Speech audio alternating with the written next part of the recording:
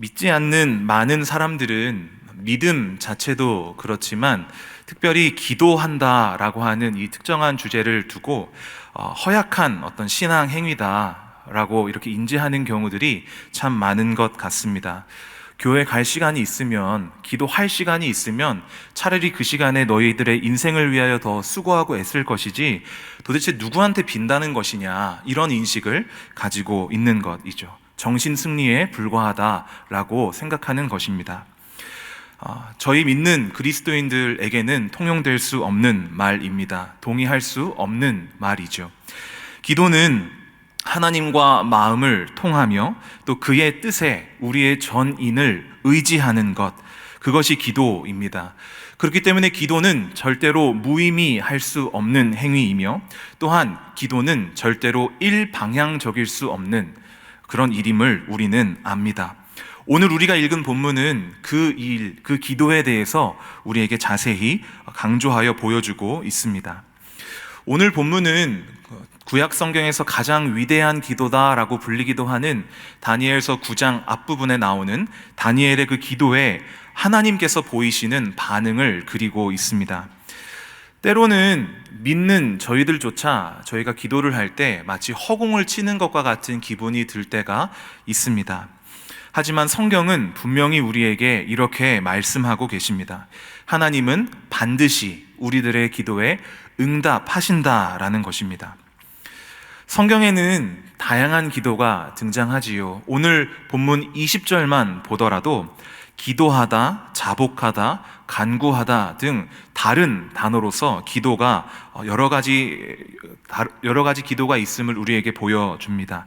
기도의 내용이 다를 수는 있다는 것이죠. 하지만 기도를 받고 들으시는 하나님은 언제나 반드시 응답하십니다. 이것이 얼마나 큰 은혜인지 오늘 말씀을 통하여 함께 살펴보기 원합니다. 사실 사랑하는 여러분, 저희가 좀 자주 망각하는, 자주 쉽게 생각하는 한 가지 주제가 있습니다. 그것은 마치 하나님께서 우리의 기도를 들어주시는 것이 당연하다라고 여기며 그 은혜가 얼마나 큰지 이것을 망각하는 그런 경우가 너무 많다라는 것입니다. 사실 원래대로의 그림이면 어떻게 되어야 합니까? 하나님이 말씀하시고 우리들은 들어야 합니다. 그런데 그 방향이 뒤바뀐 것이 기도입니다. 우리들이 말을 하는데 하나님께서 들으신다라는 것입니다. 이것이 얼마나 큰 은혜입니까?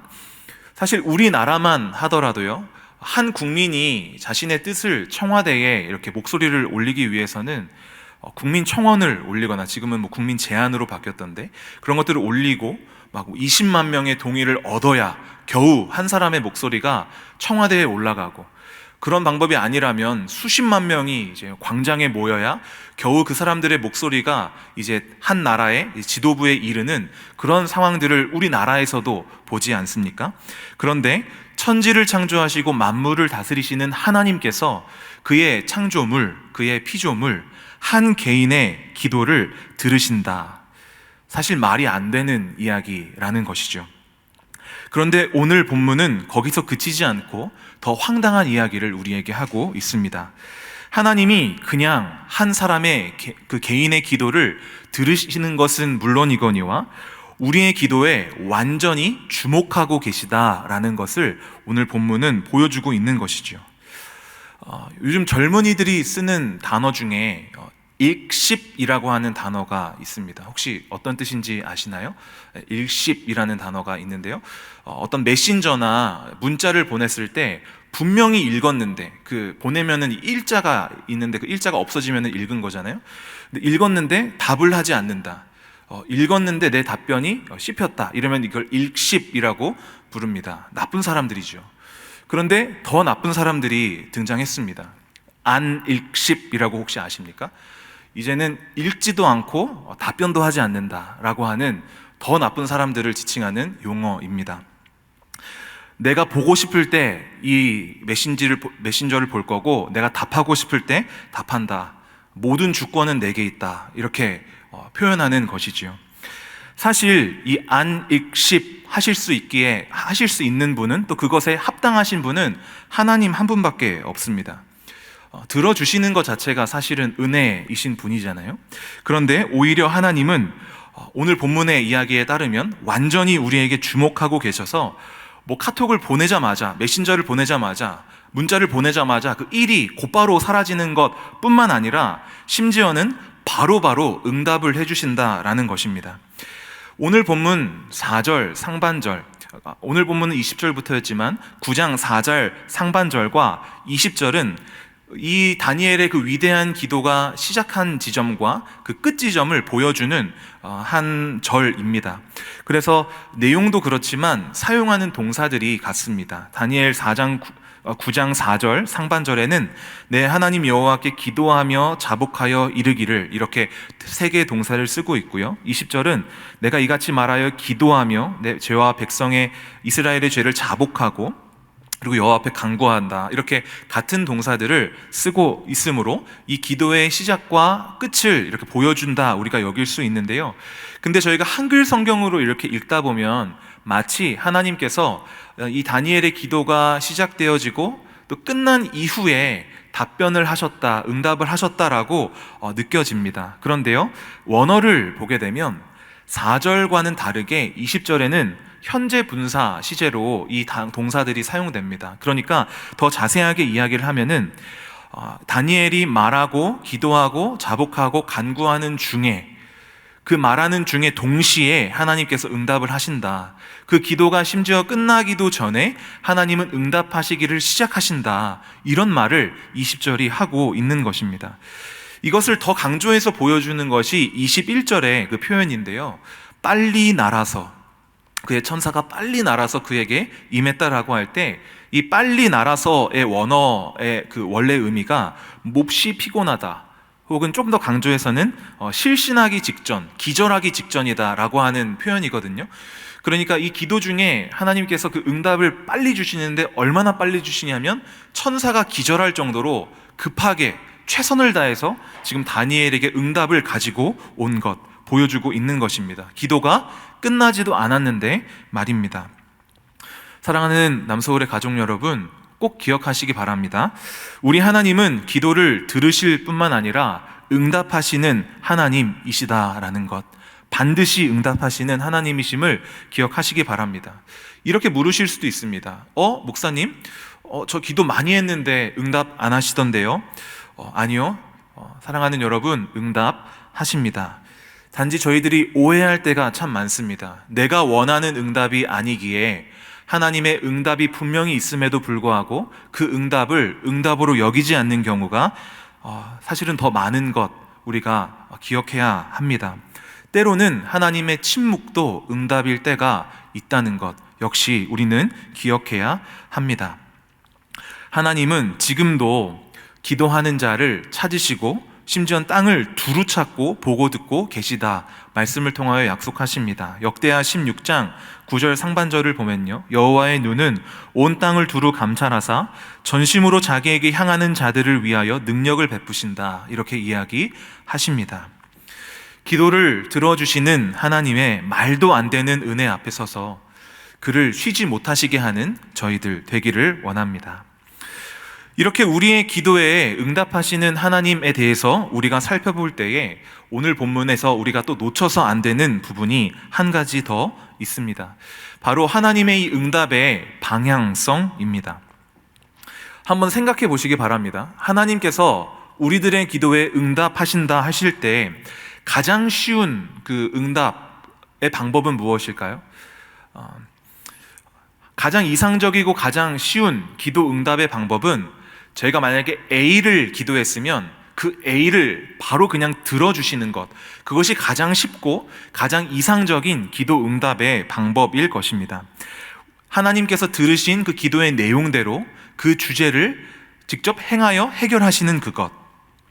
그렇다면 저희가 오늘 다니엘의 기도의 내용을 알아야 되지 않겠습니까? 다니엘의 기도에 응답을 하셨는데 다니엘의 기도의 내용이 무엇이었습니까?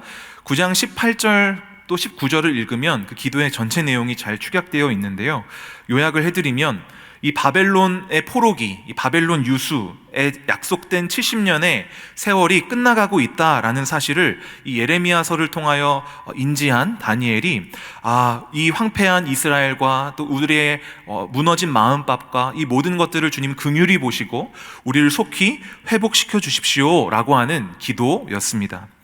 그렇다면요, 저희가 생각한 대로 가장 이상적이고 쉽게 하나님께서 이 기도에 응답하시기 위해선 하나님이 어떻게 하셔야겠습니까? 하나님이 바벨론에 가셔서 이 회복의 역사들을 이루시는 것이죠. 당신의 권능을 발하셔서 이스라엘을 자유롭게 하시는 것, 그것이 사실은 가장 이상적이고 가장 쉬운 기도 응답이었을 것입니다. 그런데요, 그런 관점에서 볼 때 오늘 본문은 참 이상한 부분이 있다라는 것이죠. 저희가 방금도 살펴본 것처럼 기도의 그 응답까지는 참 즉각적이었습니다. 그래서 23절도 보시면 그의 기도가 시작될 때부터 하나님의 명령이 떨어졌다라는 것입니다. 그런데 한 가지 이상한 점이 무엇입니까? 하나님께서 그 천사를 보내시는 그 방향이 이상합니다. 이 기도에 마땅하고 쉽고 이상적인 그 방향이라 하면 아까 말씀드린 대로 천사가 이제 바벨론을 향해 가야 되는 것이죠. 메데 바사를 통해 그 나라를 향해서 가야 되는 것이죠. 그런데 그 방향으로 지금 가고 있지 않은 것입니다. 오히려 다니엘에게 이 천사가 왔습니다. 그리고 다른 말을 하는 것이 아니라 이런 말을 하고 있습니다. 의역을 해드리면은 다니엘, 네가 참 너무 귀하다. 내가 너를 정말로 기뻐한다. 내가 너에게 지혜와 총명을 주겠다. 이제는 너가 이 지혜와 총명을 사용해서 이 일을 생각하고 깨달을 수 있게 해주겠다. 이게 이해가 되십니까? 참 뚱딴지 같은 말이잖아요. 사실 A를 기도했는데 B를 가지고 답하시는 것 같은 그런 모습을 저에게 보여줍니다. 그냥 쉽게 모두에게 속 시원하게 기도한 대로 들어주시면 되는 것을 왜 이렇게 꼬아서 어렵게 하시는가? 사실 지금 다니엘이 뭘 깨닫고 안 깨닫고 그게 중요한 게 아니라 상황이 해결되는 것이 중요한 것이 아닌가? 저희는 이렇게 생각하기 쉬운데요. 그런데요, 사랑하는 여러분, 제가 말씀을 읽으면 읽을수록 사실 이 응답이 얼마나 큰 은혜였는가 저는 새삼 깨달을 수 있었습니다. 저희는 기도를 생각할 때 흔히 이런 식으로 기도를 생각하곤 합니다. 우리의 일과 우리의 상황 속으로 하나님을 부른다. 약간 이런 식으로 생각하는 경향이 참 많은 것 같아요. 마치 구조 요청처럼 하나님은 저 멀리서 너무 많은 일들을 하고 계시니까 바쁘시니까 나를 지금 미처 보고 계시지 못하고 그 하나님께 지금 하나님 저 여기 있어요. 하나님 저 이런 상황이에요. 하나님 저 도와주셔야만 해요. 하나님이 우리를 바라보시도록 유도하고 하나님께서 우리의 상황 가운데로 들어오셔서 우리의 상황 안에 있는 일들을 해결하시고 그렇게 해결하시도록 우리가 설득을 하는 식으로 기도를 생각하는 경우가 참 많다라는 것입니다. 그런데 오늘 하나님은 이 본문을 통해서 기도는 그런 것이 아니다라고 말씀하고 계신 것이죠. 우리는 기도를 통해 하나님을 우리의 상황 속으로 초청하고 싶어 하지만 하나님은 지금 기도 응답을 통해 말씀하시는 겁니다. 기도는 그런 것이 아니라 기도는 오히려 우리가 하나님의 다스림 속으로 들어가는 일이다라는 것을 지금 말씀하고 계시다라는 겁니다. 하나님은 당연히 쉽게 일하실 수 있습니다. 쥐도새도 모르게 아무도 인지하지 못하는 상태로 하나님은 그저 슥 안 보이게 일을 하실 수 있습니다. 순식간에 온갖 방법을 통하여 일하실 수 있습니다. 한순간에 바벨론 어느 나라의 왕도 그냥 손가락 한번 튕기면 바로 저 세상으로 보내버릴 수 있는, 한 나라를 멸망시켜버릴 수 있는 일을 하실 수 있는 분이십니다. 그런데 하나님은 그렇게 하지 않으셨죠. 왜요?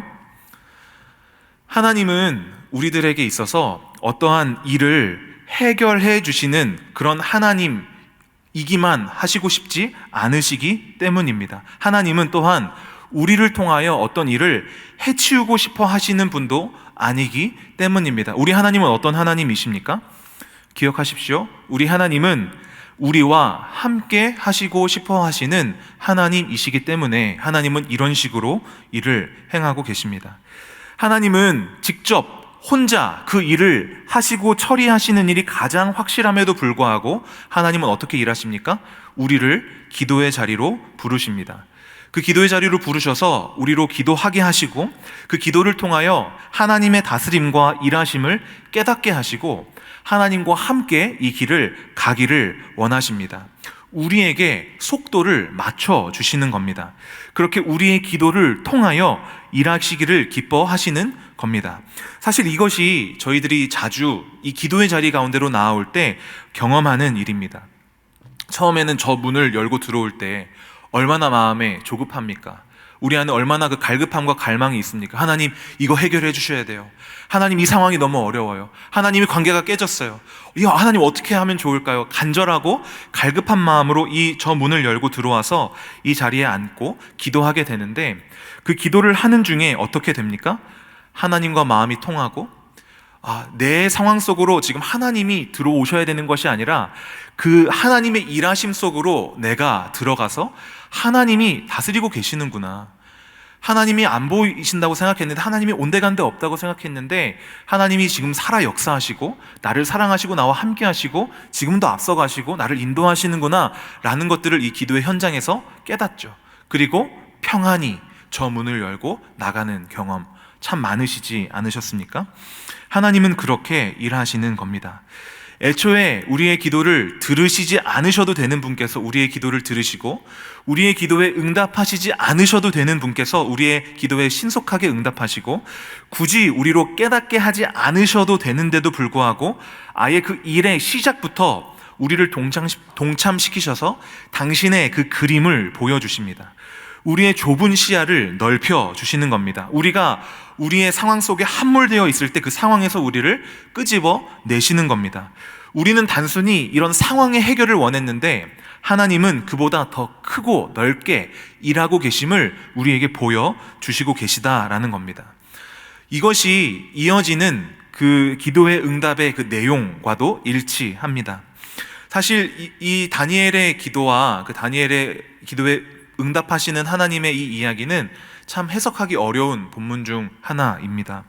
학자들마다 정말 가지각색의 그런 해석들을 내놓는데요. 하지만 저는 최근에 담임 목사님께서 다니엘서를 강해하시면서 우리에게 주셨던 그 해석이 가장 좀 이상적인 해석이라고 생각을 합니다. 다니엘이 그 예레미야서의 말씀을 읽고 바벨론에서의 그 포로로서의 70년의 세월이 거진 끝났음을 기억해달라고 속히 이 상황을 해결해달라고 하나님께 기도하지만 하나님께서는 70년이 아니라 그 70년에 곱하기 7이라고 하는 어떤 완전수를 우리에게 보여주시면서 하나님이 이스라엘의 그 완전한 회복을 위하여 정해놓으신 그 기한이 있음을 상기시켜 주셨다라고 하는 그런 해석 저희가 함께 공유했습니다. 하나님은 더 큰 범주에서 일하고 계시다라는 겁니다. 우리의 좁은 시야를 넓혀서 하나님의 일하심과 그 다스리심 속으로 우리를 초청하시는 겁니다. 오늘 본문이 말한 대로 다니엘이 받은 이 지혜와 총명, 그것을 사용하여서 이 모든 상황들을 살필 때 우리에게 보이는 것이 무엇입니까? 물론 우리 앞에 지금 남아있는 고난이 있을 수도 있다라는 것입니다. 생각보다 그 고난이 우리에게 더 아프고 더 힘들 수도 있다라는 것 분명하게 보입니다. 하지만 더 분명하게 보이는 것은 하나님이 그 상황 속에 통치하시고 다스리시며 우리와 함께 하시고 이 일에 끝이 있음을, 정한 기한이 있음을 우리에게 알려주셔서 그 과정 가운데 소망을 하나님께 두게 하는 것, 그것을 우리에게 분명하게 보여주시고 계시다라는 것, 우리는 지혜와 총명을 통하여 그것을 명확하게 볼 수 있습니다. 설명하지 않으셔도 되는 일을 찾아오셔서 설명해 주셨습니다. 번거롭게 일을 하고 계시다라는 겁니다. 이 모든 번거로운 일, 사실 누구를 위해서 하신 일입니까? 24절 상반절을 보시면 내 백성과 내 거룩한 성을 위하여 이 일을 하신다 말씀하십니다.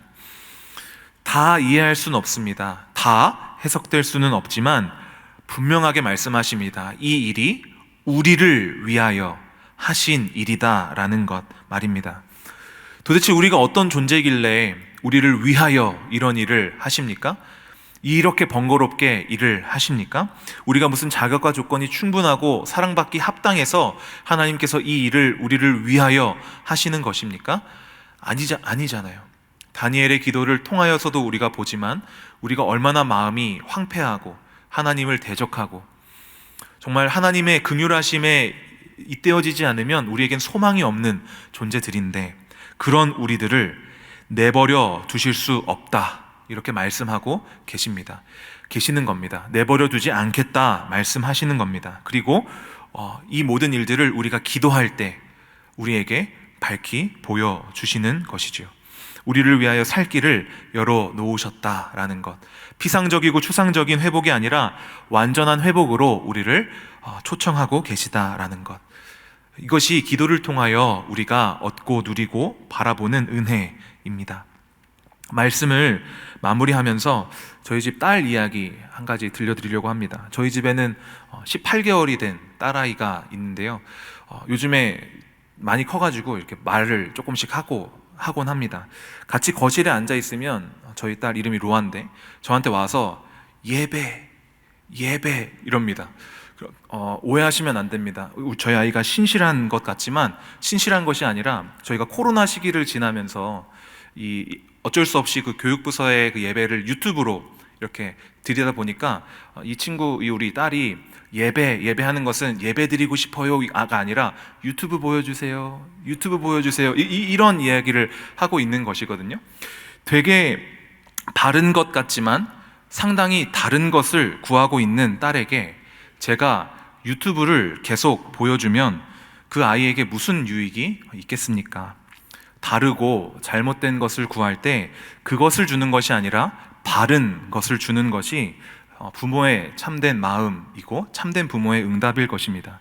부모란 그런 존재이듯이 우리의 하늘 아버지도 우리가 다르고 잘못된 것을 구할 때 우리에게 바른 것을 주시는 것이죠. 마치 우리의 입장에서는 우리가 구한 것과 다른 것을 주시는 것 같지만 사실 우리에게 꼭 필요한 바른 것을 주고 계시다라는 것, 우리가 기억해야겠습니다. 그렇게 영영토록 하나님이 아닌 다른 것들, 세상에 썩어질 것들, 세상을 향해 가는 것들을 구하고 있었던 우리들에게 우리 하늘 아버지는 자신의 아들 예수 그리스도를 그렇게 주셨지요.